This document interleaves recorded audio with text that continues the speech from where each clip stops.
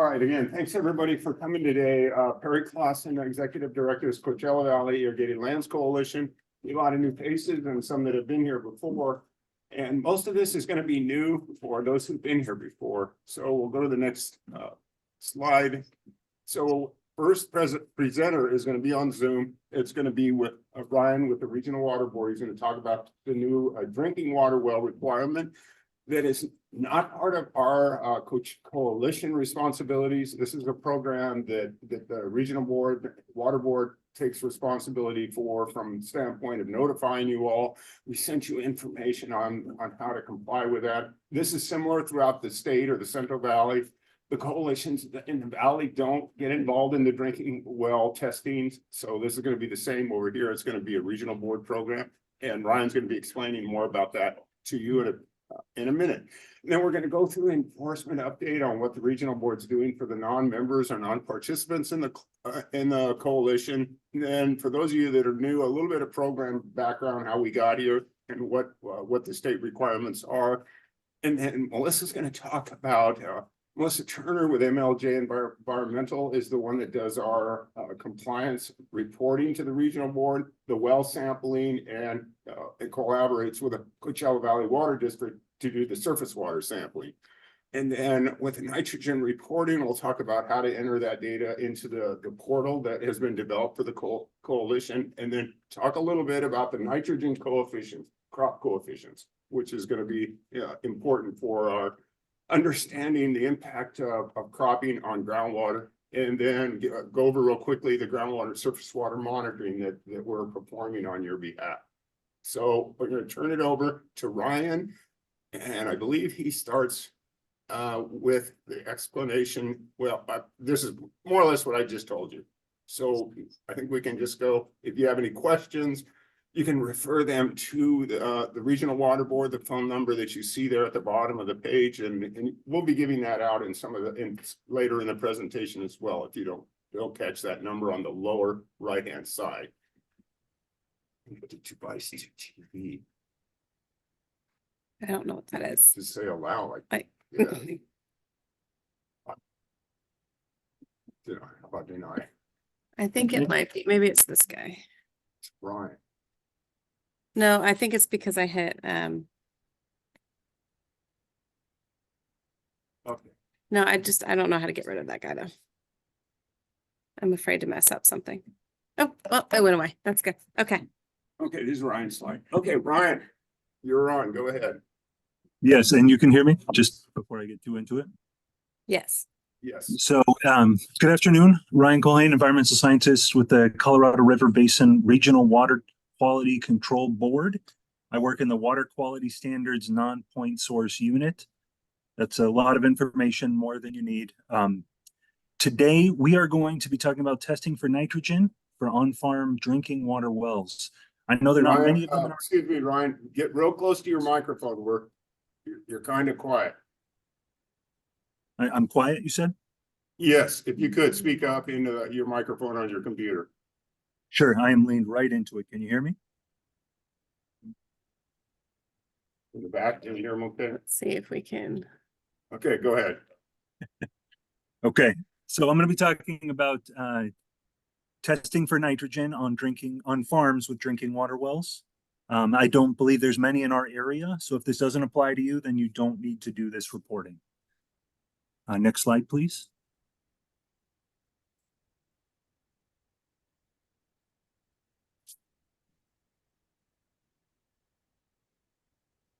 The general waste discharge requirements for on-farm drinking water wells came into effect in November of 2022. Required sampling came into effect in March 2023. Now, a lot of the forms did not get to the individuals affected prior to that, so that is not a hard date as it stands. The tests need to be performed annually. These will include nitrate and nitrite as nitrogen. Nitrates are probably what you're used to from fertilizers. Nitrites are a shorter-lived version of the compounds. It can convert in the system, so we do have to keep track of that as well with dissolved oxygen. Next slide, please.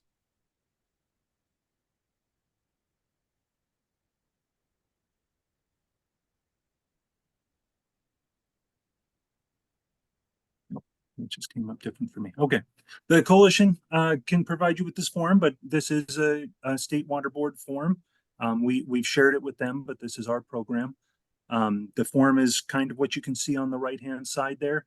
If you're in person and you can't see it too well, we can send you a copy to look it over. It's about 2 pages of information with 2 pages of how to fill it out. We need sampling from every farm using a well or drinking water, even if it's only for your family. So we only need testing for drinking water wells, but this includes wells that are only used periodically. If you're testing your water for nitrogen with another agency, we will work with you through that, and we can probably use that data as long as it's being tested once a year. The information you put on this form will be your drinking water well member information, which I'll talk about a little bit more later. Next slide, please.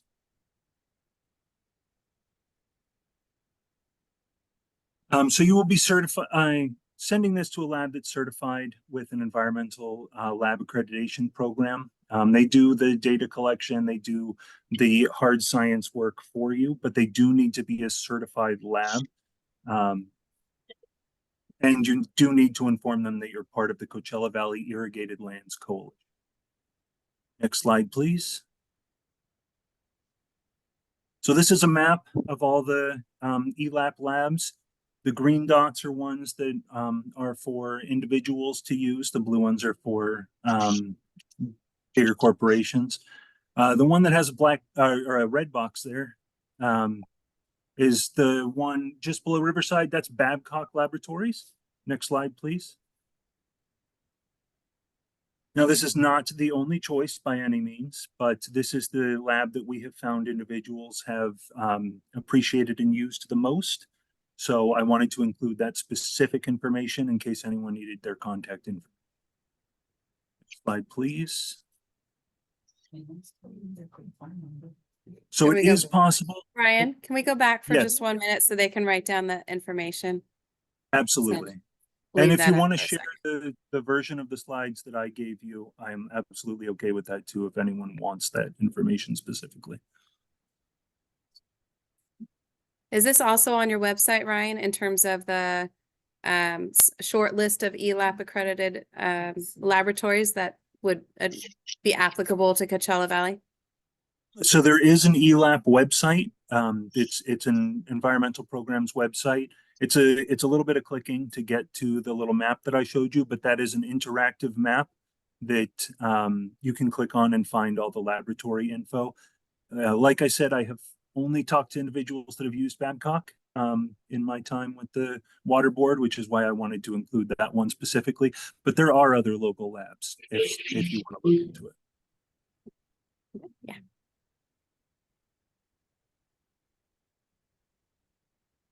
Okay, it is possible to collect well water yourself for testing. You'll need to use special bottles tracked through a chain of custody, and you'll need to send those samples to one of those certified labs we just talked about. The most important part of collecting on your own are those chain of custody forms and following the procedures to get accurate data. The drinking water well information was the one I talked about a little bit earlier on that form I had an example of. Labs will come and do the testing for you, but there's generally a fee. It is not impossible to do the testing yourself as long as you follow their guidelines. And the most important part is that chain of custody form that you'll go along with it. Next slide, please. So once you've sent the samples or had the samples collected, they'll be processed by a certified lab. They create something called a GeoTracker account for you. All you'll need to do with the GeoTracker is get the ID so that we can keep track of the same one over multiple years. You don't need to input any information. The lab should be the one entering all of those results for you. We just want to make sure we're keeping you on the same ID track as you're going. And then just a short reason for why the lab needs all those specific data is that we're just talking inorganic and organic forms, and they do change naturally. So that's why you may see some different data totals there, but the overall nitrogen is what we'll be keeping track of. Next slide, please. Now, this is my most important slide. This is kind of what you need to do when you get that report. If you have less than 10 milligrams per liter of that total nitrogen, then you can just move forward until next year. If they come back as 10 milligrams per liter or above, you need to tell the people using that well right away and tell us here at the Colorado River Basin Water Board. If the well's just for you and your family, once you've told us and everybody that's drinking from it, you have done what you need to as far as that reporting side. If it's a broader drinking well, there's actually specific forms that you would need to send out. And when you let us know that you have that higher than 10 milligrams per liter, we would send you those forms to make sure that everyone knows. It's my understanding that no one in the area is using wells for anyone outside of the family. But if you do want to look at those forms that you would need to report, you can. If the numbers are below 8 milligrams per liter, then for 3 straight years, then you only have to do the testing every 5 years after that. So there's that little window of 8 to 10 where you would just need to keep doing it every year. If you're getting less than 8 milligrams per liter for 3 straight years, you get to put it off until every 5 years. And then next and last slide. You most likely know if you're on our list. If you don't know that you're on our list or you have a well for drinking water and this is the first time you're hearing about it, the coalition can direct you to me. The water board actually has quite a bit online. If you are on one of those lists or you have gotten contacted about it and you are not one of the people that has one of those wells, please let us know so that we don't keep bothering you about it. I appreciate your time and I can take any questions. Hopefully everybody heard me on what we've talked about. And I just want to mention that all the forms Ryan talked about are on the CVILC website. So if you just go on the CVILC website under the drinking water well requirements tab, you can find all of those forms and his contact information. Even better. Thank you. Yeah, we did print out the forms for submitting your information, your well information.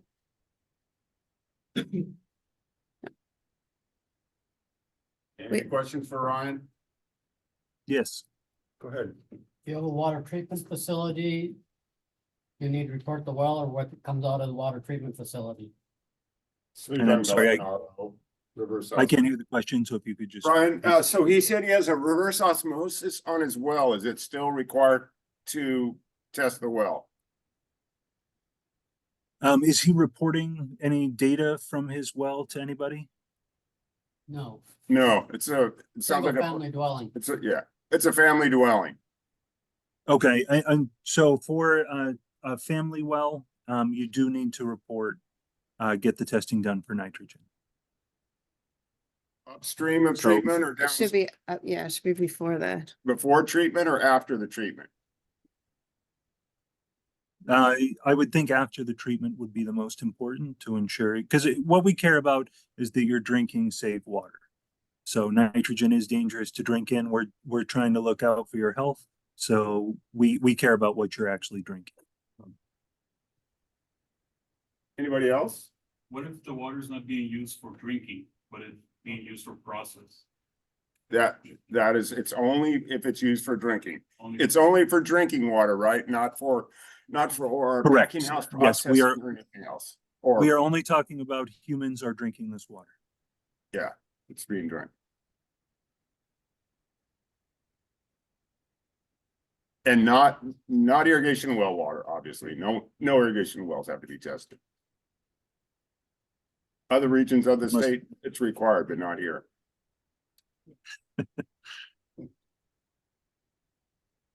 All right, thank you, Ryan. Absolutely. Thank Appreciate you, it. Ryan.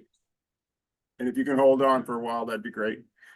Absolutely. Can we stay here or you want to? Yeah, go ahead. You can Stay here? No. Okay. Okay, so I just want to mention that this program is like everywhere else in the state with irrigated lands. It's required to be a participant in a coalition or get your own permit if you have commercial agricultural production. If you're a hobby farmer, don't sell anything, then you don't have to be involved. Starting in 2020, if you were under 5 acres, you didn't have to be involved. Now the trigger is if you sell any of what you grow. If you do that and you're 1 acre and you sell the farmer's market, it's required to be in this program. So what the regional board has enacted here in December on the prompting of the Coachella Valley Board is they are reaching out to growers that are not involved in the Coachella Valley Irrigated Lands Coalition. The reason is when the program was started about 5 years ago, there was about 50,000 acres enrolled in the program. And just by who knows why, right now there's only about 40,000 acres. So there's either been 10,000 acres that have stopped farming or decided they didn't want to be covered by the order. So there was letters sent out in December to those growers or those parcel owners who are not listed in our membership documents that we have to submit to them every year. So they were notified to choose between getting an individual permit or joining the coalition. So if some of you are here from that, or if you know anybody that the regional board is actively pursuing the non-participants, and the board is growers, the board of directors of Coachella Valley Irrigated Coalition they're growers, and it's really an equity issue. So they are paying their dues, as are most of the growers in the valley, and they feel like they're kind of carrying the water for growers that aren't participating. So it really was a motivation to try just get everybody on an equal playing field in the area. And the list that we have to submit, this is again, same throughout the state with all these irrigated lands program, we have to send a member list with the assessor parcel, the APN numbers once a year. So they're tracking those that are staying involved. And they look at, the acreage that we had of the previous members, they have that from years ago, our submittals. And then they compare it to our current list of members. And to date, we've had about a dozen phone calls from these folks that are not in the coalition. So we expect that they would probably be joining. And the number of applications are in progress right now, or about that many. It's a little less than a dozen. So it seems like there is going to be more participation in the program. Okay, next slide. So just to give you a real brief history, some of you have heard this before. We are in Region 7 of the Colorado River Regional Water Board. There's 9 regional water boards throughout the state of California. I worked, and Melissa have worked in the Central Valley for about 20 years. When they started the program in the Central Valley, I was managing the East San Joaquin Coalition for about 20 years until about a year ago. But these water boards are all unique in their requirements. They are all implementing an irrigated lands program. In the Central Valley, it started in 2003, Central Coast in Region 3, 2004, and then the Region 4, Ventura, all these others that have irrigated lands are doing the same thing. So don't feel like those that are farming in this area are being singled out for this regulatory program. It's really a statewide effort. So a little bit of the history on the coalitions. Go ahead. Now, if you sell a ranch that you have the well on, how do you get that off? Well, whoever you sell it to should take over your membership, actually. If it goes out of farming, notify us, and then we'll notify the regional board that it's no longer being run. Okay, so the history of what has happened, as I mentioned briefly, 2004, it started in the Central Valley and the Central Coast. 2012, the regional board in the Valley and Central Coast, those were the leading first to get this, had to start reporting their fertilizer application, nitrogen fertilizer application. That was a big deal, and in the state, it's never been done before, as we all know. I farmed myself over in Fresno County for 30 years, and we've been reporting pesticides for even before that. I guess that started in the 80s, but now the fertilizer reporting, it was inevitable this would happen because we're having nitrate groundwater issues throughout the state where farming is occurring. Not all because of irrigated ag. There's dairies, cities, wastewater treatment plants, and other contributors, but irrigated ag uses a lot of nitrogen fertilizer, and some of it's making its way into the groundwater. And so in 2014 is when you started the order in this area, when the Colorado Basin started, and that was just doing surface water monitoring, no groundwater monitoring, nor fertilizer reporting. But then that changed in 2021. So that's when all these other changes were added. The coalition expanded its responsibilities, and now we're in the process of getting this reporting, these forms into your hands and starting to help. We're helping try to get the understanding of what's required, what the reports have to contain, and try to make it as easy as we can for you all. Okay, thanks. So right now we currently have 72 members that are in the coalition. We've got about 40,000 irrigated acres. As I mentioned, there was 50,000 joined, and there were another 10,000 that are out there even before there were 50,000 when we had 50,000. So there's another 20,000 acres that could be added to the coalition if all these parcels are enrolled. That is going to help the dues situation. This year, as you notice, some of you are in for a while. It went up to $8 an acre. And that's in part because we lost 10,000 acres, and there's a lot more requirements and administration that's involved in running the organization. So the $8 an acre pays for, right off the top, $1.42 goes to the state water board. When I started again 20 years ago, it was 12 cents an acre. So now it's $1.42 an acre. That goes straight to the state, and it's used to pay for the administration of the regional water board throughout the state. So this is a fee that's paid by anybody, any entity that has a waste discharge permit. Cities have it, wineries, food processors, anybody that has a permit is paying into this fund. Not an acreage fee, but a fee that pays for, the bureaucracy that's implementing this program. And then the membership management covers the rest, and then the surface and groundwater monitoring, that has to be done in a very scientific way. You have to train people to do the work, and the reporting and such is what consumes the rest of those annual dues. So I mentioned this earlier, I'll go over it quick. It's commercial acreage. If you got commercial, you're selling some, got to be involved, no minimum acreage, and then located in the Coachella Valley boundary. So this basin has a boundary that encompasses this area south of the sea. There's a Imperial Valley Water Coalition. And then over on by the river, there's another couple of groups that are in Bard and Palo Verde that are in the same situation as you are here in Coachella. So your responsibility as a grower is to obtain this coverage, which you are. When you're members, you're getting the coverage. We report compliance to the water board, implementing management practices. And this is a term of art that I've learned over the years working in this, is that we don't cause or contribute to contamination of groundwater or surface water. Those little words mean a whole lot when it comes to regulation. So we're responsible for not contaminating groundwater or surface water. And unfortunately, because our farm inputs over the decades have been showing up in water, it's kind of all are guilty until we clean up the waterways. And there's a lot of progress has been made. Groundwater is kind of the new frontier that we're focusing on.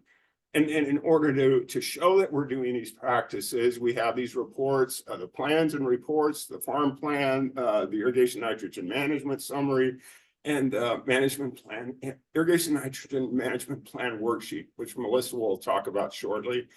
Now, one thing when we started, started out with this 20 years ago, we really argued, why do you need to know so much about us? Because we're using drip irrigation. We don't want to waste money on fertilizer, all these things. And the regulators said, where's your data?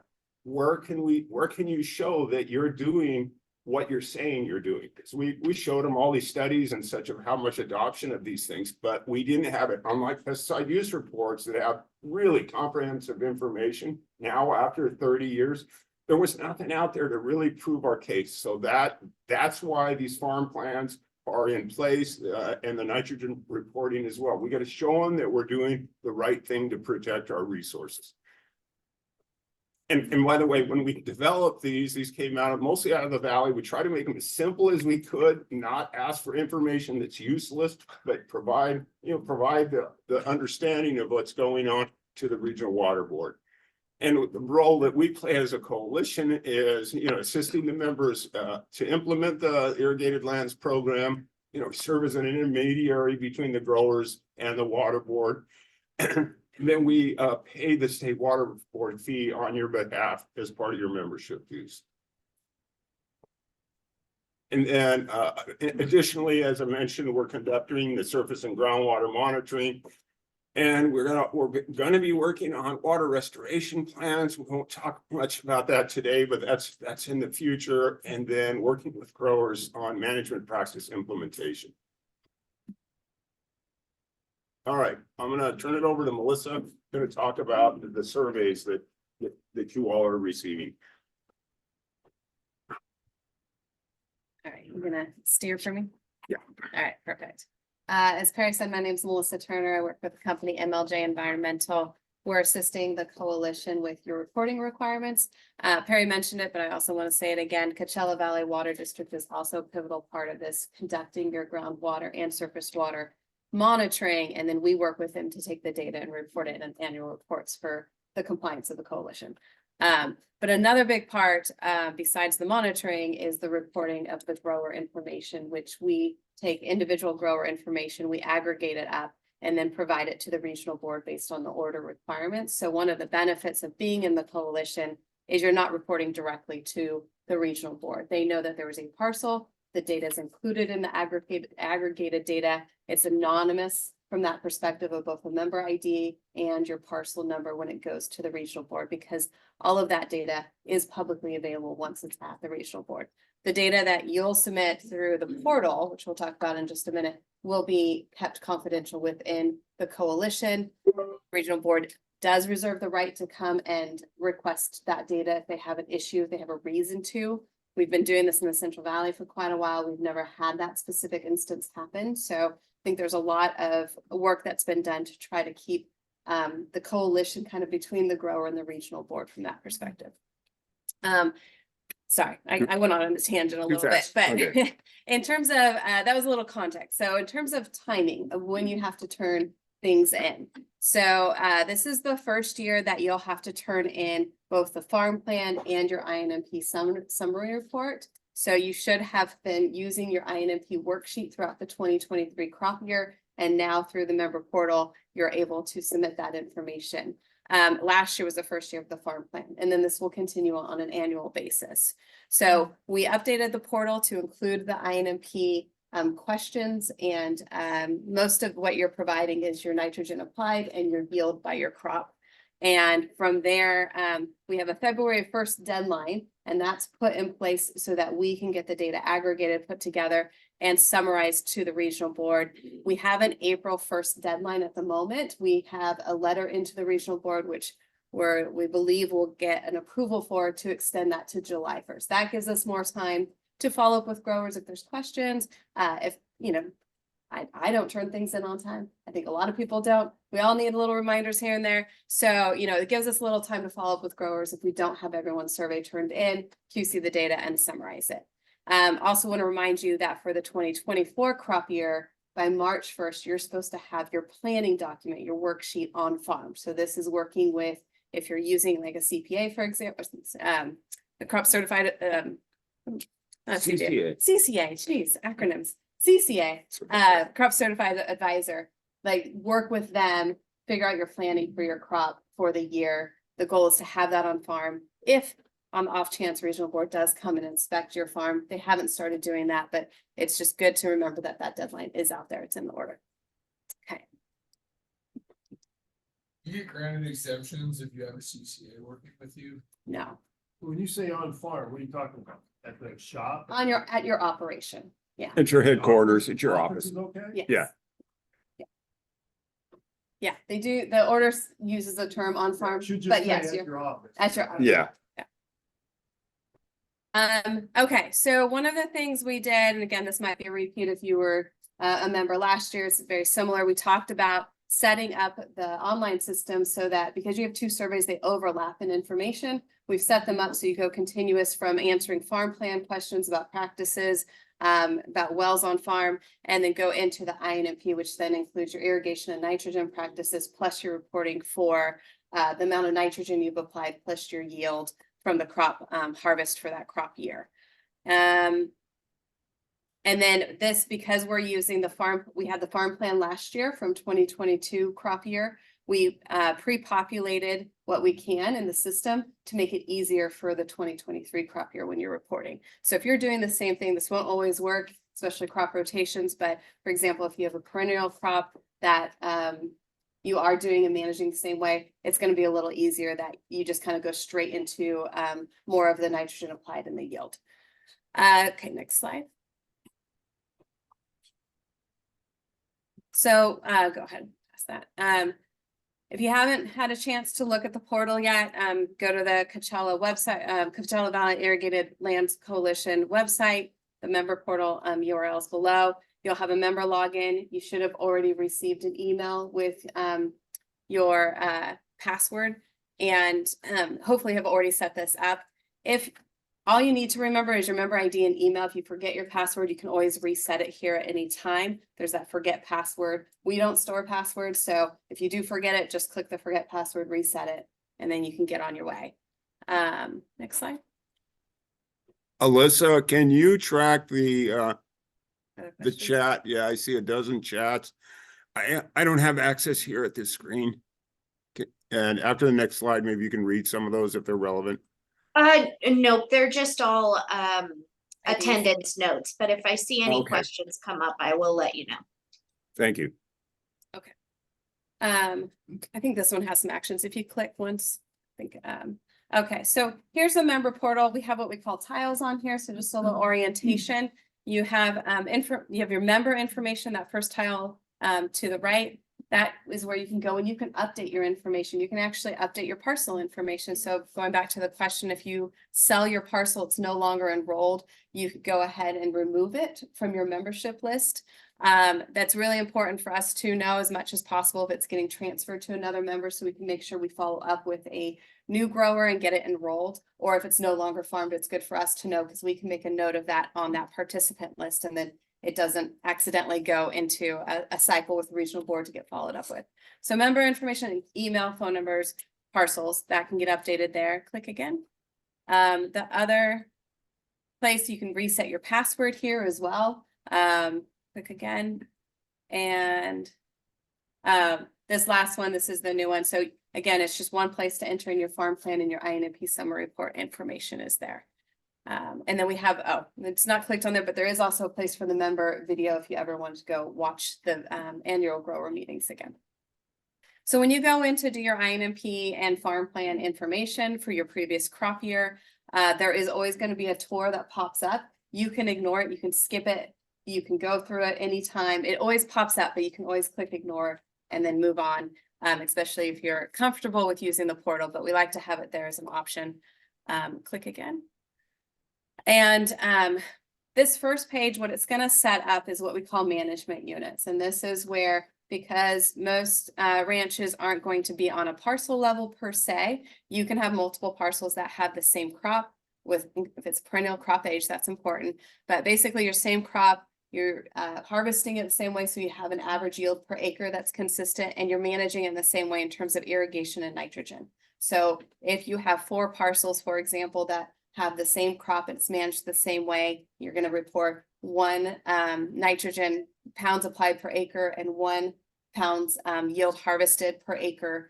What you can do is we've set this up that you associate with what's called that management unit, and those 4 parcels get that same information for all of it. Because what we do on the back end is we aggregate up from a parcel level. Everything that's reported to the regional board for compliance is using that parcel information to demonstrate that the parcel's enrolled and it meets all the reporting requirements. So click again. So when you're setting up your management unit, there's information on this page. There's that 1, 2, 3 in the middle of the page that helps give you some direction, so you kind of understand the concept of the management unit. There's some information to help you. There's like an informational video if you want a little more help. I think once you do it, once or twice, it's gonna make a lot more sense. Do you want to add something? Yeah, I was gonna say, the reason we're doing the management units, those of you that, well, we all do pesticide use reports. They ask for way too much information. It's on blocks, as you know, and roads divide out the same field. So what we're trying to do here, you farm it the same crop, same fertilizer, it's essentially one management unit. So we're trying to reduce that amount of reporting where possible. And what we'll do when I talk about pre-populating, so if you did this last year for your farm plan, we'll have that pre-populated with the management units you used, but you'll have a chance to move things around. You can move a parcel if something changed, or remove the management units and kind of start over. Just depends This on is the how much field your of land Zahidi's. is changing. Is that a question? But a question. It's essentially being let go, is what it looks like. Now. Maybe we should, you know. a Yeah, farm like that, sir, you're on, with all of that cut off. could you mute yourself, Would look please? pretty good on the truck. But this is what they actually look like in the field. And this is what buyers have to be very careful about. Alyssa, If the could palms are you not help us being mute well people? farmed. I Until can't it's too late. mute There's him. all of the evidence, all those lower fronds that represent the evidence of what's actually happening inside.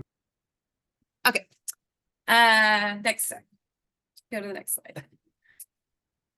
Okay, got it all. At least Just wanna he's make sure we talking don't farming miss stuff something that anyway. he doesn't. Yeah. Okay, click again. We talked about the informational video that's there. It gives you kind of an illustration of what it looks like, what we're talking about. And again, what you'll see, so that you'll start with all the parcels you have enrolled. If you're a simple operation, you have one parcel, you can skip all. This isn't a big deal. But when you have multiple parcels of, 10s, 20s, this is where it's going to be very helpful. You pretty much through the software will assign your parcels to management units. And again, that's got to be the same crop, the same management practices, and on average, the same yield, because you're going to report once and it's going to be reflective for all of those parcels associated with that management unit. So the way you'll see it is like here, the example is that there's one management unit for lettuce, and it's 10 acres and it's got that parcel associated, whereas the carrots have 2 parcels associated with it. And the total acreage there will show you that's 30 acres. So when you're thinking, in this case, they call it block 1, you know what block 1 means, it's carrots, it's 30 acres, and it's reflective of the parcels that you have enrolled with the coalition. Yes. Your APN numbers, right? Correct. Okay. Yes. Ready? Next slide. And so what that will do, once you set up your management unit, now you'll see this MU description here. This is when you click through and go to the next page.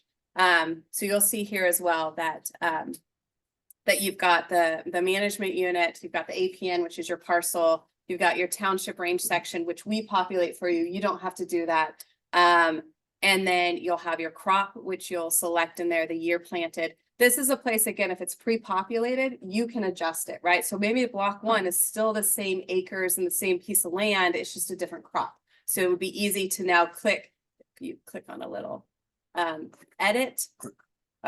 Just go next slide, or yeah, there you go. So when you click edit, you're going to be able to edit any of the information on that row, right? So that's on a parcel level with your management unit.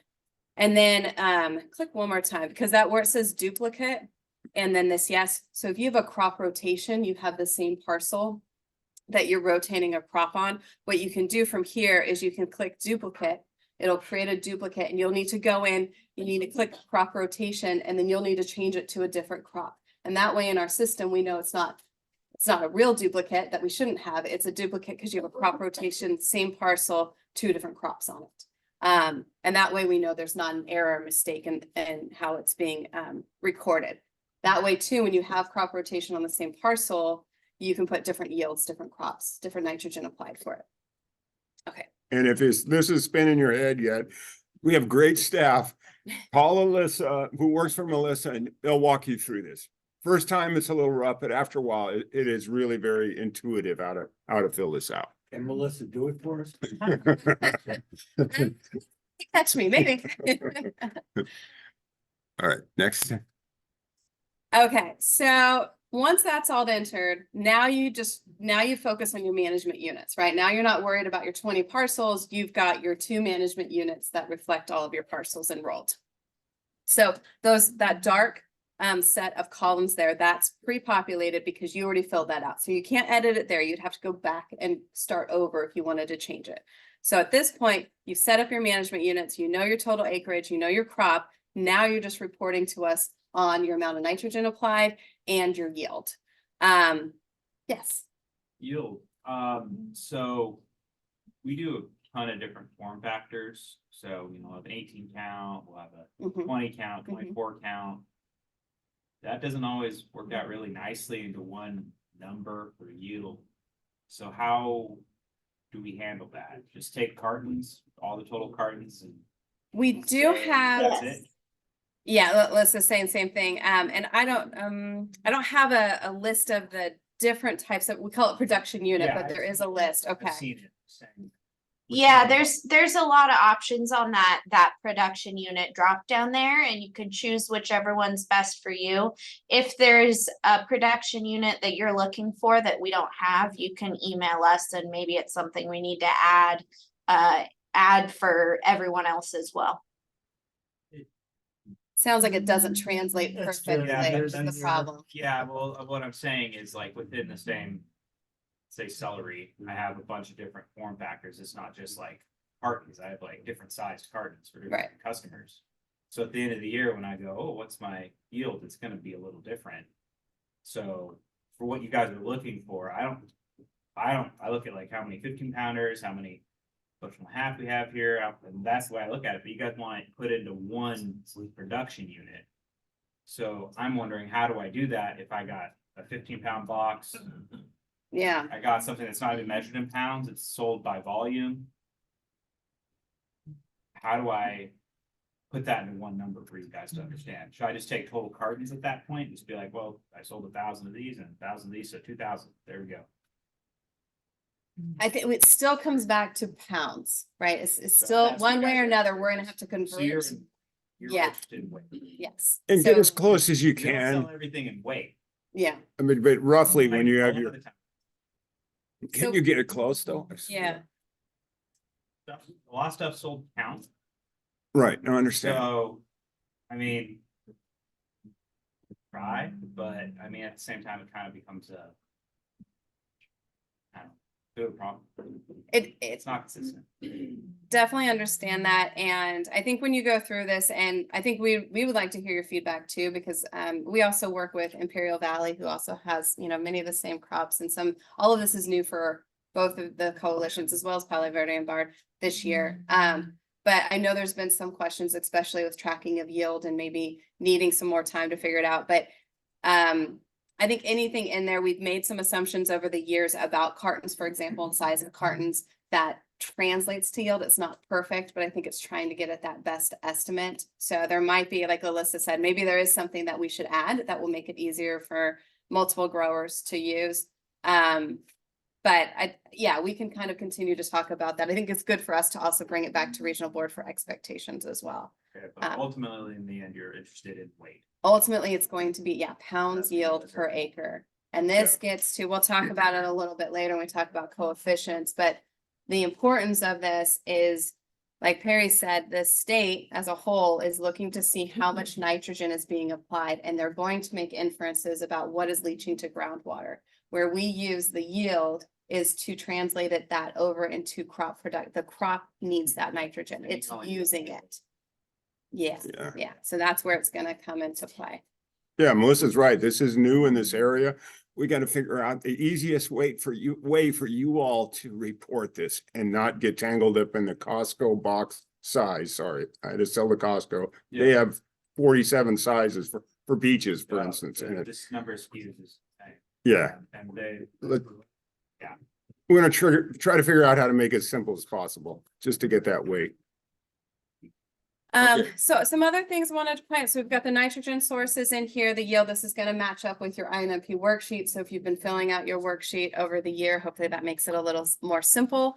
Everything is in pounds per acre. We do help with some conversions with the yield, right, where we have that drop down. So we'll convert it over to pounds per acre if that unit is on here. If it's not, again, reach out to Alyssa and we can work with you on that. We do have some controls in here, so if you skip a box that's important, it'll kind of give you a pop-up that says you're missing information. One other thing too, we've got over to the right, comments and additional information. That is important for us to get information about what's happening on the farm. So for example, if you had pest pressure, you had freeze, you had something that affected your yield, or something changed throughout the year versus your expectation, please add those sorts of comments, because just keep in mind that big picture. What ultimately this data is going to be used for is examining the potential for nitrogen to leach to groundwater. So the more we understand why maybe the yield is lower than expected, maybe you had a cola crop, maybe, I don't know, something happened, then, or you had to till it back in. That's important for us to know, because that's going to be important when the data is assessed and interpreted later. An example this year of that then, dates, deadlifts, a lot of growers lost a lot of fruit to the rain that ends up going on the ground. So it's not in our production numbers. Looking for an estimate of what we didn't bring in. No, because I think we're focusing on the yield harvested, but make that note. And I know there's yield information. It's kind of hard to see here, but there is a drop down there. There should be a code that, can't remember exactly what they all are, but definitely add those comments in that basically reflect you had less harvested or none harvested because of some like weather pressure that impacted it. Next. Oh, yeah. I What guess I have about lunch box. lease property? If you're not gonna be able to get, is that something we need to collect on our own property? Yes, yeah. Okay. Yeah, so definitely work. The question is about leased property. Definitely work with your leasees to get that information as the member to put it into the member portal. Yeah.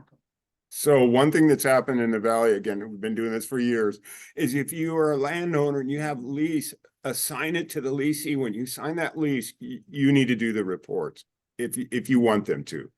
Because a lot of times, if you're not doing the farming, you don't know what's going on with that ground, what they're putting on.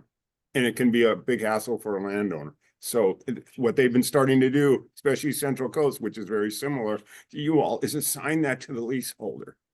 That they either turn it to you or they have their own membership for their own other parcels they're farming. I think I just have a few more, just click through these guys. Okay. That should be. Yeah, so we talked through that. That's your nitrogen, those are your yields. And then when you get to the end, you filled in all your information. This is a confirmation to continue, because at certain points in this, if you go backwards, you'll have to kind of re-enter your information. But this allows you to you got to that place and submitted. Gotta go back, sorry, it says it's locked after you put it in, how locked is that? You Like, can, I put all that info in and I hit enter? Yeah. Is that set in stone forever? it's not set in stone forever. It does limit what you can do through the portal. So we can always reset it and you can start over. If you just made a typo, you can call Alyssa, she'll go in and change it for you. It's not set forever. It's just so that we want to make sure you can save things as you move through, so you don't have to do it all at once, which is why we have the saving steps. But we also don't want people to constantly be editing their data to a point that we have a hard time knowing what's final. Just in like the entry, because I make a lot of mistakes all the time, and so like, I feel like I should be granted like some ability to like edit it after I submit it, just because like I'm learning. I think that should be maybe like, Melissa, I can't hit it and set it in stone forever, I mean like. Yeah. Yeah. 'cause Well, I they might have make used mistakes. from the previous page. With putting carrots or how many acres. Yeah, That's I for just want a that little one. more leeway. I'm cool with that. Yeah. I just want like, I just tell them, hey, it's a little too much. Hey, this doesn't look right, something like that. Alyssa, do we have a window that they can go back and edit? yes, so you can go back. There's also a full survey reset button. So if you get to the end, you realize you screwed up the whole thing, you can just press that reset button and it'll all Redo reset for you. everything. So Take it out of the system. nothing, Yes. nothing is set in stone. Just call, email us, or use that reset button. Yes, So Alyssa sent us an Excel spreadsheet. okay. with all that data that we could fill out and make sure it was correct, because I didn't want to fill it out and be locked out of it. Gotcha. Okay, so now we've got that filled out mostly. So are we gonna be able to just import that or export that into the system? Or are we gonna have to now take it and re-enter it into that system? Alyssa, did you hear the question? Which Yes, form are I you- did. I did. We can talk individually about that. We should be able to just enter it for you from the Excel file, but I'll have to send you a new Excel template. So just give me a call and we can chat about it after the fact. So one thing to remember too about all of this is it's a rolling 3-year average that you're weighed on. 1 year doesn't ruin, your reputation, if you will, especially if you got a bad crop or whatever. It's gonna be a 3-year rolling average. And that's what we're doing in the central. That's what we do in the Central Valley, and there's some leniency of how we propose, the order talks about this thing called outliers, which is identifying growers who are not kind of in that mean of the population. So it's relative to growers doing growing the same crop. In the Central Valley, what we've done is we've created a 3-year running total to be able to average out over a 3-year period that kind of distribution curve. And then we identify statistically outliers. We still have to work with regional board on what that looks like for Coachella, but I think no matter what, that concept is still the same, that we would want to look at multiple years of data because 1 year doesn't tell the whole story, especially when you've got a lot of crop rotations and or young trees or anything like that, right? So it's the same concept. We'll probably still try to use some sort of metric statistics with probably a 3-year composition of data. Yes. Did I miss what you guys do with the yield data? Like We'll talk about that. data, Yeah, And then it's utilized for what exactly? we'll cover that in a minute here. Oh. Yeah. And the second question I had was, what happens if you don't do this stuff? Like, what's the stick here? What's the stick? So from the coalition's perspective, you'll get lots of reminders, maybe a phone call or two. At the end of the day, if we can't get your data in by July 1st on the participant list that goes in, the coalition must report on any membership that hasn't turned in information required in the order, and that does include the management practice information, your INP information. So it will get listed on the participant list, and then there's the potential regional board follows up with you directly and says, if you don't turn in this information by a certain date, you could be fined. So there are some steps in there, especially to make sure that the information is correct, that, a piece of land hasn't moved out of farming and it just hasn't been recorded. But ultimately down the road, if you don't turn it in, the regional board has the ability to fine you for it. They've done some in the Central Valley that are $20,000 and $30,000 for not doing reports. So it's like you don't want to tempt fate. If it's that hard, call Alyssa to help get it filled out. Melissa with an M, Alyssa with an A. I know it's confusing. I'll go here and I'll come back to you. Yeah, Yes. The template that Alyssa, they sent us. It talks about there, and you just mentioned use reports. We already file all use reports and all these parcels. On the spreadsheet she gave us, she wanted spray information, or that template wanted spray information. Management practices. It's Is not. the state able to take our use reports and apply it, or we have to do this all over again? No. What? It's a management practice. So the farm plan is looking at management practices for not just nitrogen, but like your pests, your sediment erosion, anything that could come off your property. So it's the ILRP wants that information about your practices outside of what you're giving to DPR for your pesticide use permitting. So you want us to double it up? Well, that's the rate. The DPR or County Ag Commissioner wants rate timing when you applied it, how many gallons. Right. I think it's a product name only, isn't it? That they're asking. It should be, well, your practices. So we try to fight regional board on, there is a question that says, what are the common products you're applying? Which we've left it a text box. So just put in your best high level You description. just make it up. And then we can have that pre-populated from year to year. So you can just click and accept from year to year to make it. Put Roundup in it and.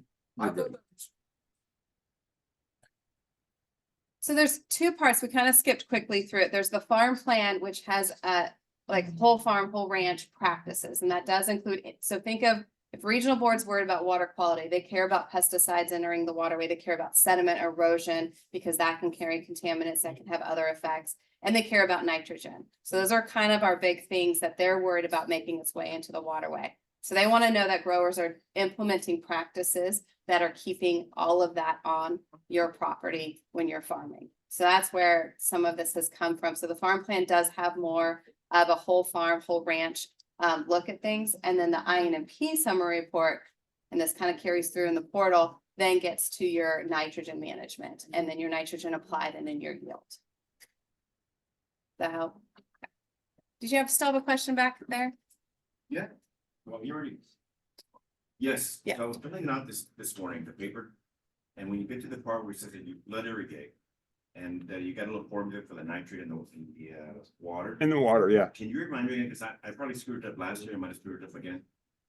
What's a a good rule of thumb to put in there? If you use, let's say, 2 acre-feet of water per year on a palm tree, what would you say your nitrate level is?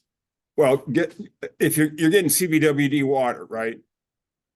From the irrigation canal, they ought to be able to tell you what that number is. And then there's a calculation. Do we have that? No, I saw the calculation, yes. Yeah, so but first you need to know your concentration of the Yeah, surface what's in the It water? Should be really So you call the low. water district, get your. Yeah, water- they'll know. Yeah. They'll know. Yeah. It's 0.35 milligrams per liter, everybody, from CVWD. There you go. And now you know. Oh, yeah, listen. 0.3. 0.35 milligrams per liter. And then there's on the website, there is a formula that you can enter that concentration in and then your per acre feet of water applied, and it will give you how many pounds per acre of nitrogen you're applying. Thanks. Yeah, that's free fertilizer, by the way. You didn't know that. Whatever's in your water, you can subtract that from your applied nitrogen. I mean, there's studies that usually only do 50% though from a planning standpoint because of efficiency, because the tree doesn't take up every drop of water. So you shouldn't say that I got 50 pounds in my irrigation water, I'm going to put 50 pounds less because that tree's not taking up all of that 50 pounds, maybe 25 pounds of it. That's a pretty good, or depending, if you're on drip, it's higher, but furrow, then it's lower. Okay. Yeah, keep going. Next. Okay, so we have the farm plan of management practices. This is the INMP set of management practices, which gets to what kind of irrigation you are conducting, and then your efficiency practices for both irrigation and nitrogen. Kind of talked about this before, because in the order, both of these questions were in both surveys. That's why they're combined together, which probably can make it confusing, I think, when you're thinking of the INMP as just nitrogen reporting and the farm plan as practices, but it's kind of a seamless move through in the portal to answer all your practice questions and then your nitrogen applied and yield.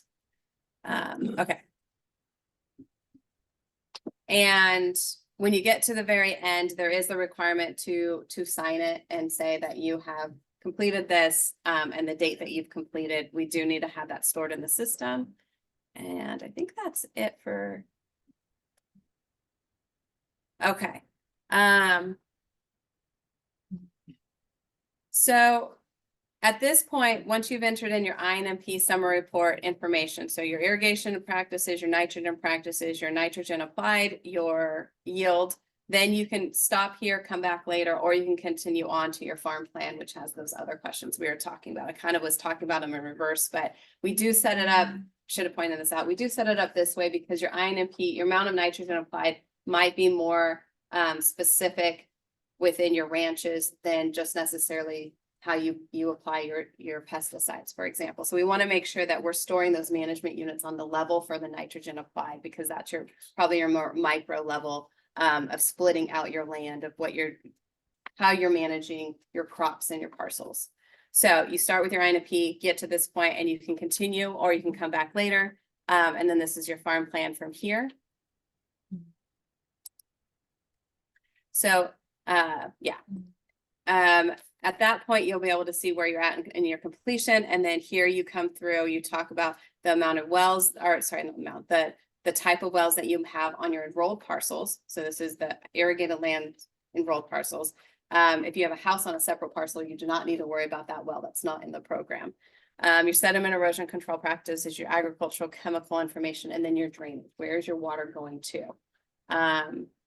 So we've tried to, again, set this up as easy as possible. You can, so here we're using the example of block 1 and block 2 still. The practices are listed in that left column, and then you can, if you do all of those practices you can check all, or you can click them individually. Again, they'll be pre-populated from last year, as long as you have the same management unit and you're bringing that over. And so then you can just update as you need to. And then again, you have to sign for your farm plan as well. So now that both surveys are complete, it'll bring you back to here. You can see again the nitrogen summary report. It kind of just gives you an accounting that you are set. It does have a spot in there to review and edit and to print. So you can also save a copy of what you completed. There's an option here that you can reset your entire survey. Like if you have to change your management unit, for example, you're going to have to go back and reset your survey. So that goes back to your point of, what if I messed up? Can I go fix it? Is it set in stone? This is where you come at that point. And anytime you log into the portal, once it's submitted, you'll see this as well.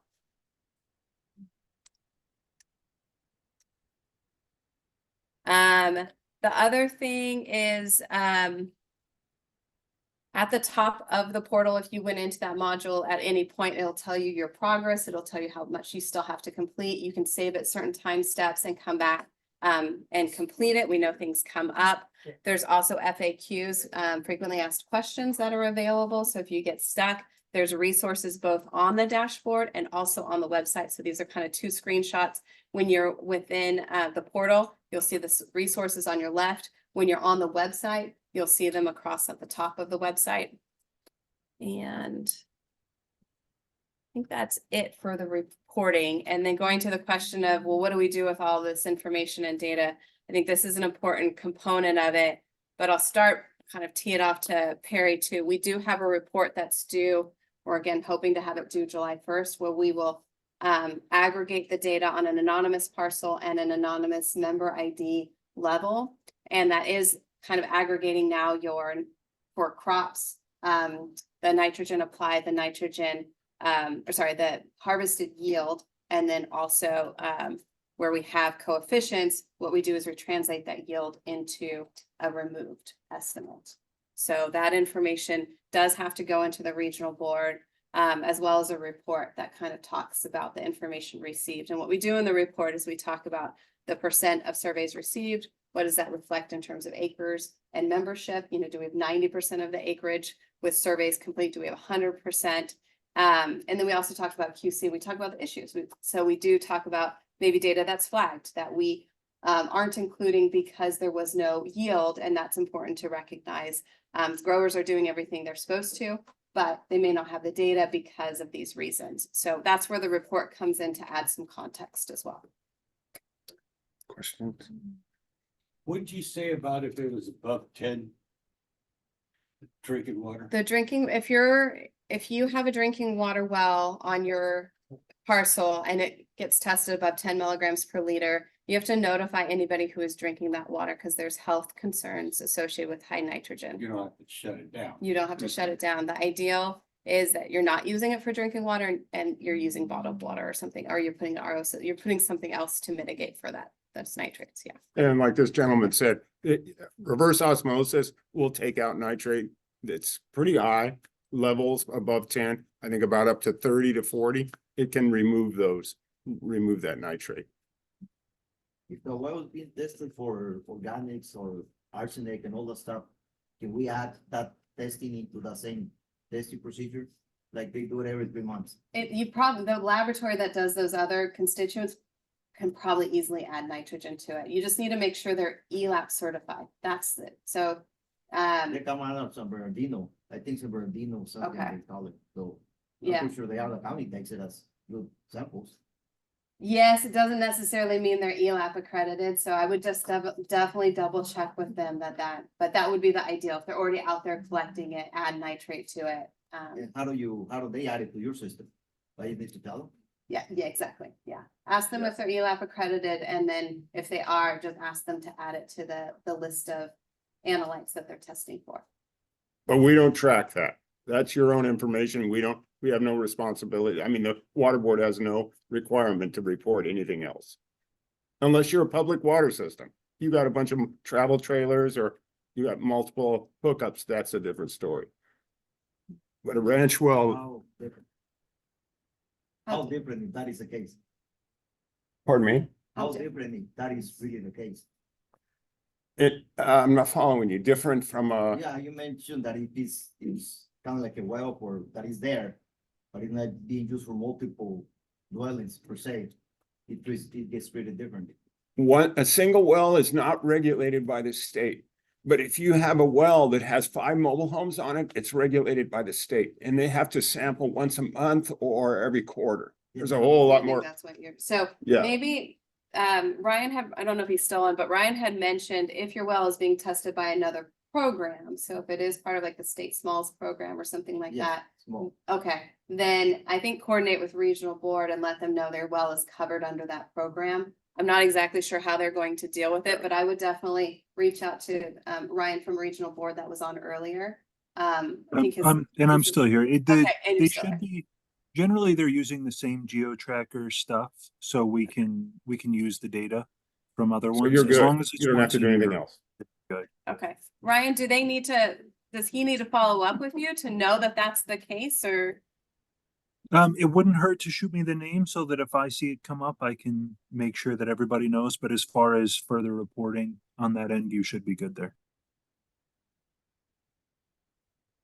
You mentioned something about a house in the parcel, Mhm. so that we need to, If it's a house with farm irrigated lands on it, on the same parcel, that parcel needs to be enrolled. But if your house is a separate parcel, so dependent, some land has been separated out, so that house is separated, it's on its own individual parcel. That parcel does not need to be enrolled. It's just, but if it's a combined, a house and farmland, then that whole parcel does need to be enrolled. So that's where we're talking about too, that well, then you also have a drinking water well. Now that falls under the irrigated lands to have to be tested. All right. Click me here. Do you want to stand and you do it? Yeah.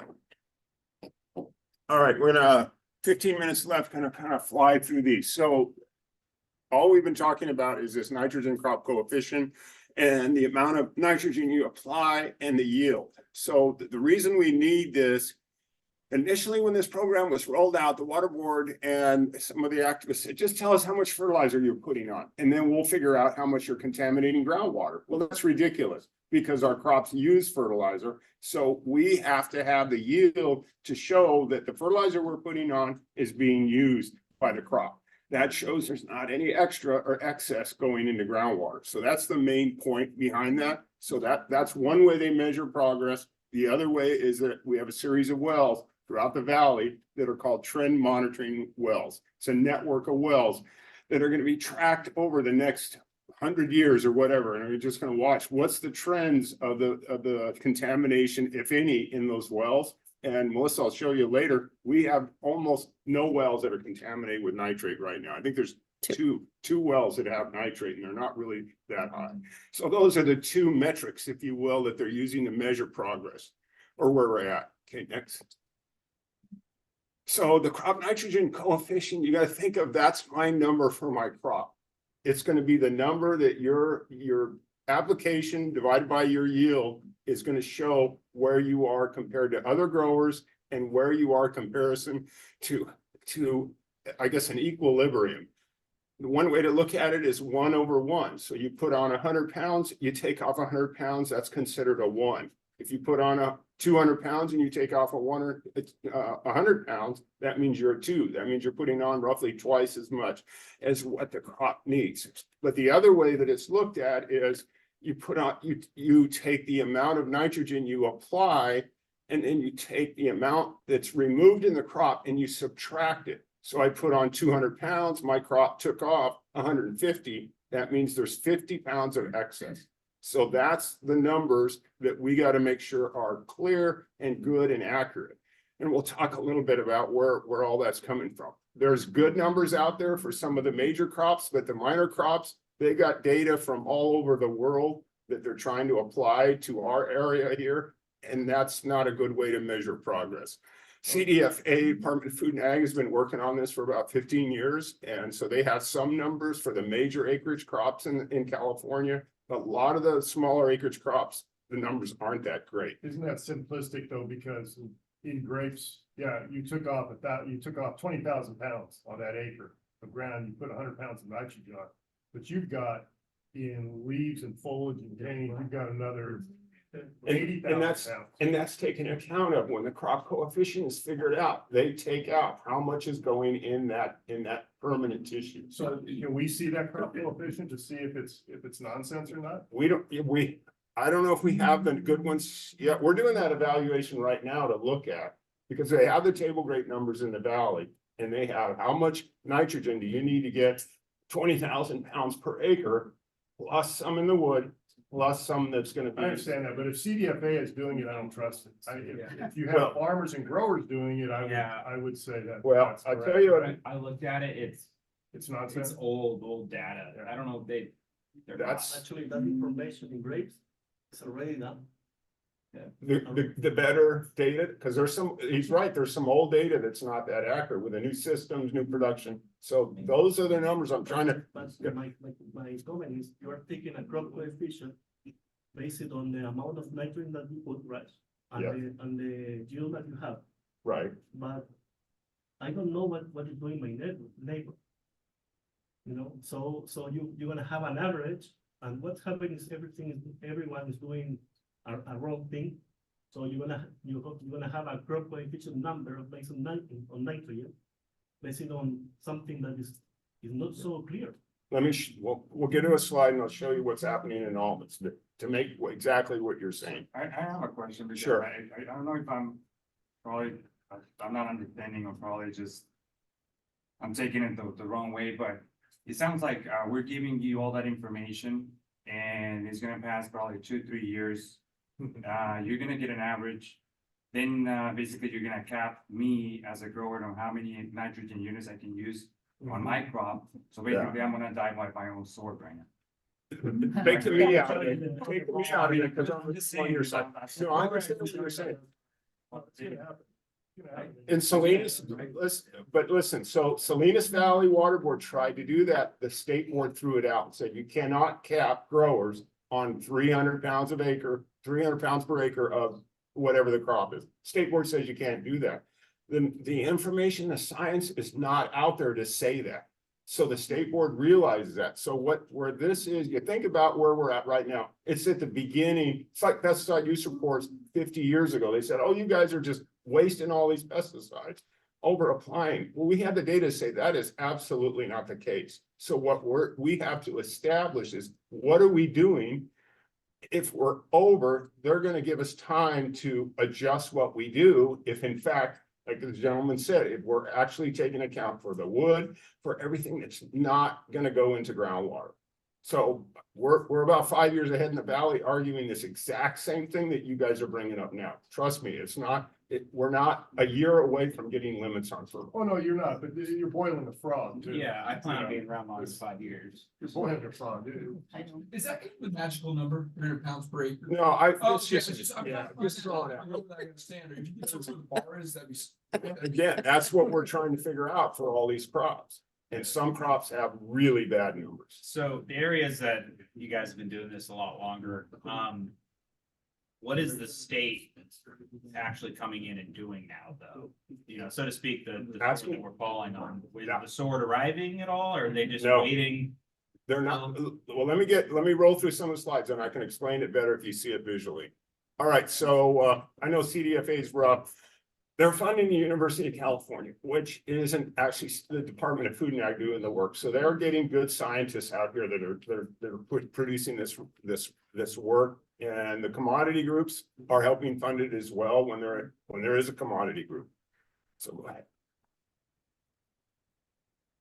Okay, so again, as I mentioned, the crop nitrogen coefficient is used to convert that pounds of harvested material into nitrogen removal. So they take, literally, you take a bunch of carrots, you grind them up, you do the analysis, what's the nitrogen, the nitrate content, how much is in that crop that you ground up from the nitrogen you put on. So that gives you amount of the nitrogen. So in this case, if you got 30,000 pound yields, it needs 42 pounds of nitrogen per acre to get 30,000 pounds. So what they use is the yield times 0.0014, that equals 42 pounds of N removed from that crop. So this comes out of Patrick Brown, Ollie, I'm learned his last year farm advisor that here has just done some new carrot work. You compare to the old carrot work that was in the books there, showed that this growing area different from where they came up with the carrot data, which was in the Central Valley, I believe. All right, keep rolling here. So here's what we did in the Central Valley. So the UC took and evaluated all the numbers that were out there in the literature, scientific literature from more or less all over the Western world, Europe, mostly Europe, South America, and here. And they gave us these numbers, and MLJ went through, they have some agronomists and such, and they ranked the numbers based on if it's from Portugal and it's for the broccoli grown here, that's going to be a poor number. Or, and it doesn't have good replicates or such. So they've gone through and rated the Central Valley crops. We're about to do this very same thing in Imperial, Coachella, and Bar, and Palo Verde. We're going to try to go in and say, what do these numbers look like for these growing conditions? Because we don't want to be held by numbers that don't come from this area or are the crops and varieties we're growing. So we're gonna go to the water board with this in July, I believe is what we're planning, or we're proposing when to bring them this ranking of our numbers. So until we have good numbers, we're not going to take your yield and say this, you're good, bad, or indifferent, because the numbers aren't good. So go ahead and keep to go to the next one. So there's two ways to look at it. It's the A over the R, the A divided by R, which is where you get a 1 or you get a 2. So you're putting 2 times as much or 3 times as much. That's used for comparing almonds to walnuts using the valley crops. But for your actual crop, they do the applied minus the removed. So the applied that you put on, you take your ground up crop number, you subtract it. And if it's even, then you're at a 1. But if it's twice as much, if you put on 200 pounds and you take off 100, then you put on twice as much as that crop needs based on the crop coefficient. Roughly, I'm rounding, but just to give you an example of what there's 2 approaches.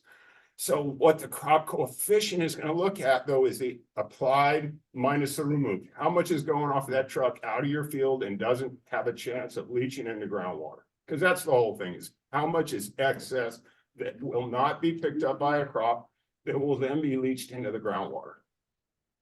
Those are the indicators we have right now.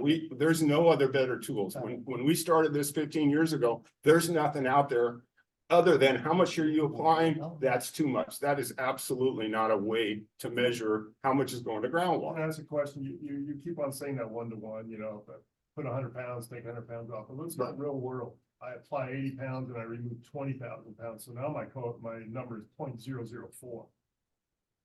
So, I mean, you keep on using these numbers, whole numbers, and I'm confused because they're not whole numbers. They're not whole numbers, but Not even close. they're converted into a 1, the amount applied per acre times the amount removed per acre. Times, not divided by. It's I think it's divided by. Yeah, Anyway, it's divided by, okay, so 80 pounds and I removed 20,000 pounds. I think, Not a whole so it depends, I mean, I guess Perry, you're going through 2 met. One is the A divided by R and one is the A minus R. So I think it depends on which one you're referring to, which formula you're talking about. okay, let's just talk about A minus R. A then. minus I. Okay. We'll leave that one alone for now. I never have liked A over R because it's confusing. It's doing the same thing. I don't like it, but this is what the state has us doing. So let's go to the next one to stay on the AR because that's what we're really going to be judged on. And this I've covered. It's A minus R is a sum, means the sum is the amount of nitrogen potentially could leach into groundwater. And if we're not having excess, then over time, groundwater quality should improve. It's gonna take decades. And there are some areas already that have been studied that show that groundwater recovers pretty quickly when there's recharge. Now, the only solution, I'm sorry that it's a poor term, but it's true. The only solution to our problem in groundwater is dilution. Ground nitrate does not degrade once it gets in the groundwater. It stays stable. There's not a denitrification because there's no oxygen in the groundwater, so it just stays there. So the only way you get rid of it is you pump it out and use it on your crop, or you add fresh water to that groundwater. And we have some groundwater aquifers in the valley that are in horrible shape because of years of too much nitrate leaching into groundwater from all use, not just ag and dairy. So the key is management practices, and who wants to waste nitrogen fertilizer? So everybody's getting better at that because, 3 years ago, nitrogen went up like 4 times. So we're all looking at nitrogen use with as sharp a pencil as we can. Okay, next, let's get one of the curves. So let's jump over this one. So this is a crop nitrogen uptake partitioning curve that was developed for canning tomatoes. And what this has helped a lot is, especially with drip irrigation, to try to determine when best to apply nitrogen. In the old days, we put on, if we needed 200 pounds, put it on beginning of the year, and you figure, well, the crop's going to take it up. Well, what we're finding out is the crop does not eat the nitrogen all at once, obviously. So when you spoon feed it, you have a better efficiency of the way that nitrogen is taken up, and there's far less chance of excess leaching into groundwater. So the next slide here, this is the information for almonds that we've determined that a perennial tree is not consuming nitrogen all the time. And the way they did this is they ground up trees. A grower cooperator said, grind up a tree every week for a whole season or every month. And the university went in there and ground up the tree to see the nitrate concentration when it was being gained in the tree, and found out there's periods. Don't fertilize because that tree is not using fertilizer.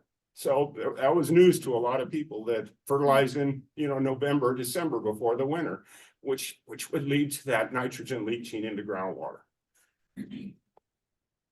Okay, so you all are picking this apart for good reason. We've been picking it apart for years. It doesn't take into account, we don't know how to take into account the timing of the nitrogen applications. You're telling me you put on, again, 200 pounds. We have no idea. We don't want to know. Did you put it all in one slug, or did you put it on through the drip, every day for 30 days? We don't want to track that. We told the water board, we don't want to track that. But the A/R, A-R does not take that into consideration, admittedly.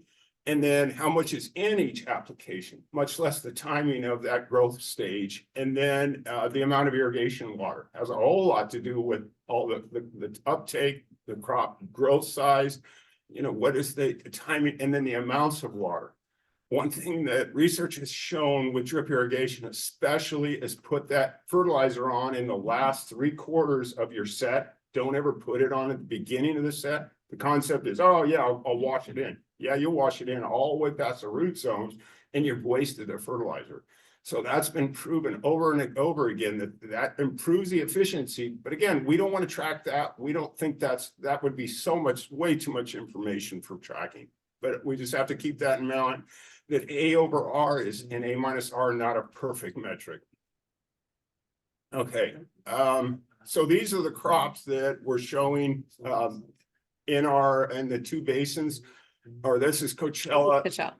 Yeah, so we're responsible for turning in crop coefficients by March 1. We asked for an extension to July for 95% of the acreage in Coachella Valley.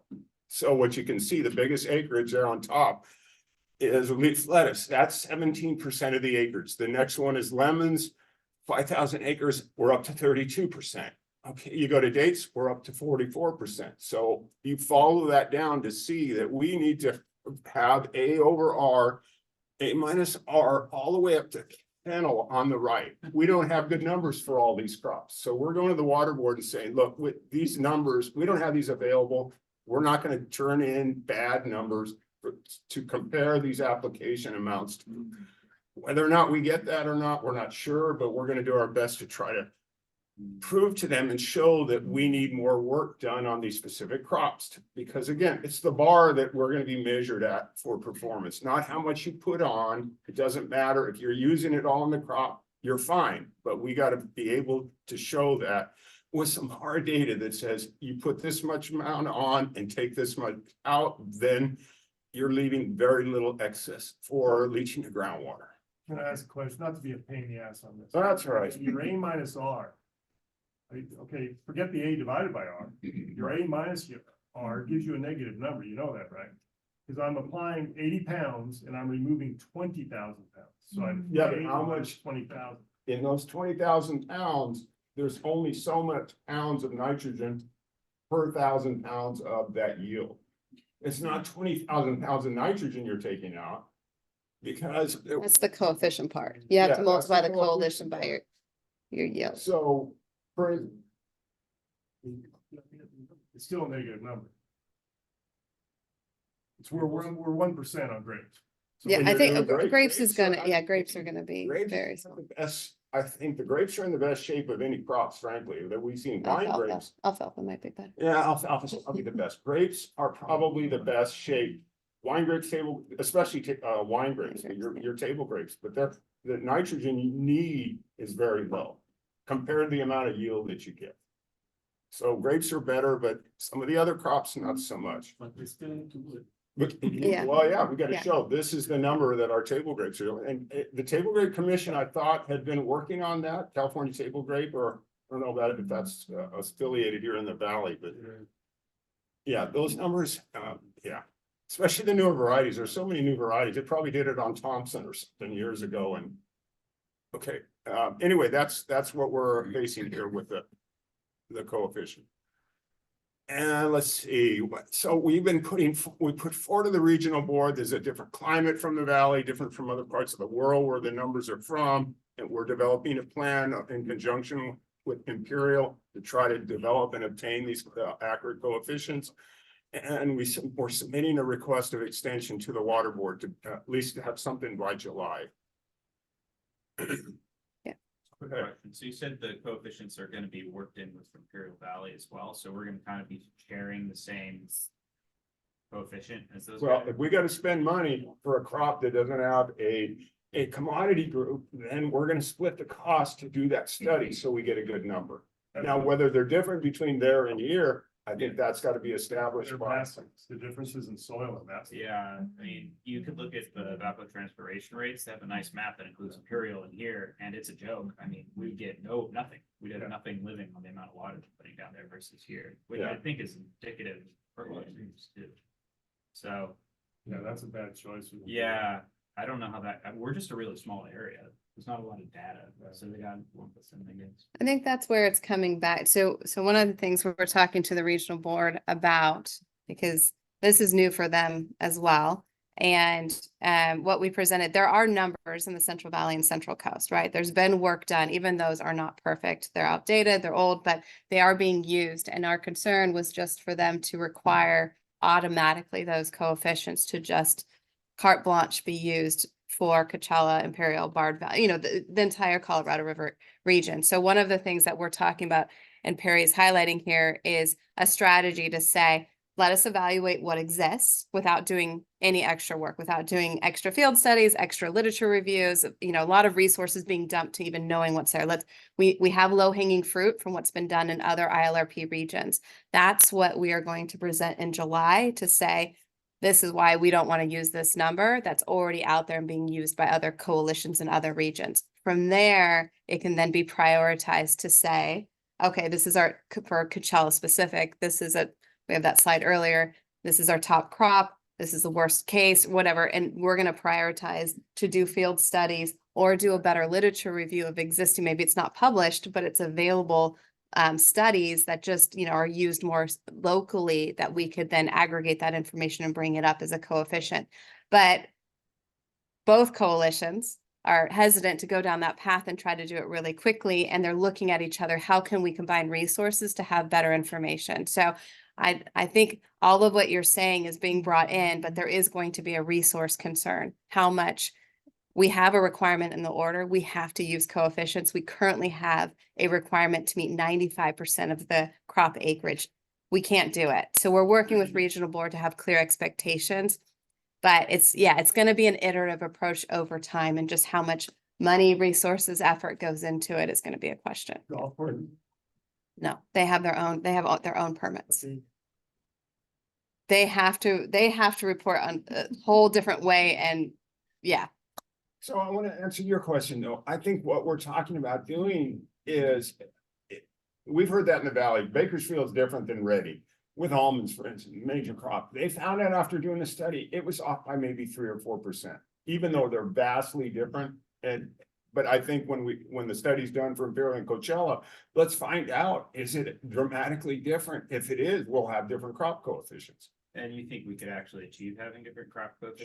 Sure. Even though like some of those items that we had up on the screen, like cabbage, we had 150 acres or something. So how Yeah, are we we gotta gonna prioritize, and yeah, it's gotta be, is the number that is in the literature so far off that we can do some really cheap, inexpensive study to say, yeah, it's off by a magnitude. Let's figure out how to do that. Yeah, I don't know.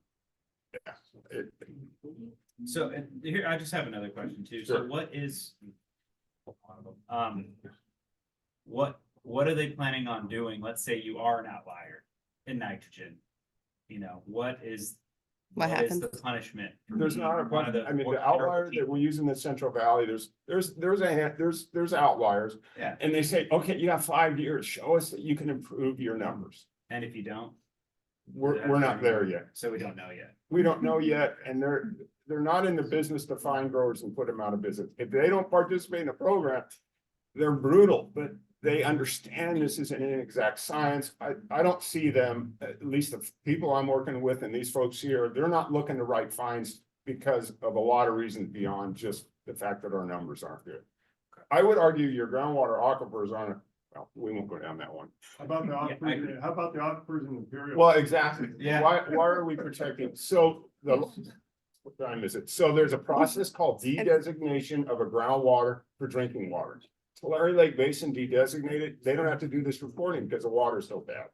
But anyway, that's another, all right, let's keep going because we're already past 3:30. We're losing everybody.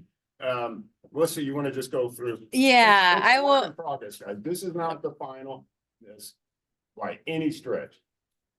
They're 8 years into it in the Central Valley, and we're still trying to figure out how to get these numbers better, and not a single fine in the works even over there, other than not turning in the reports. Yeah, right now they're very focused on getting Yeah. everyone in the program and then making sure reporting's happening.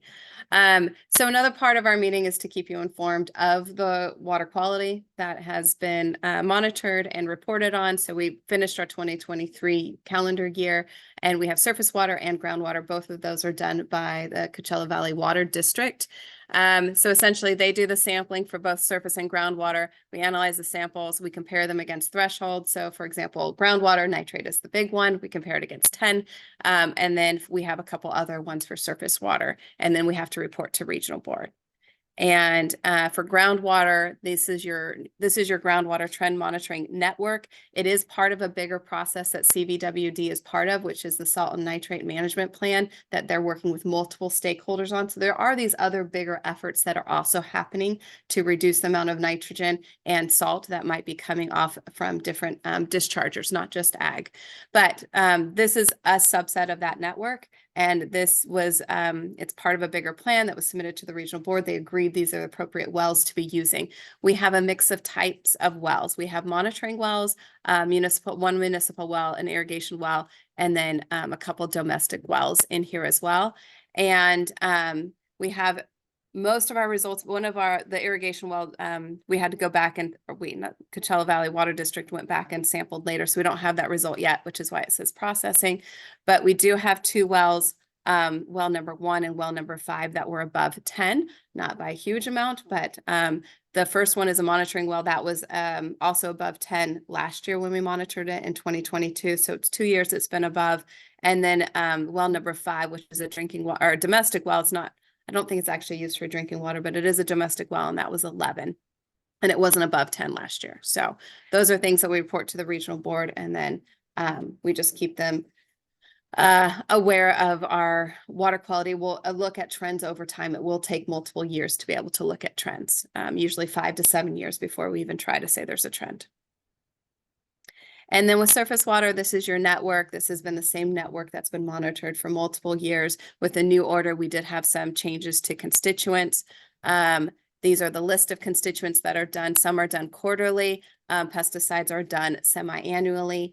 And there are metrics for most of them, not all of these constituents, but the chlorpyrifos is the only pesticide that has been detected, which is surprising because it's also banned. So the first exceedance we had was up at the source water. So that isn't with ag influence. This is water that's coming from the public owned treatment work. So the second one was more recent, and that's further down. That's that circle down site number 3.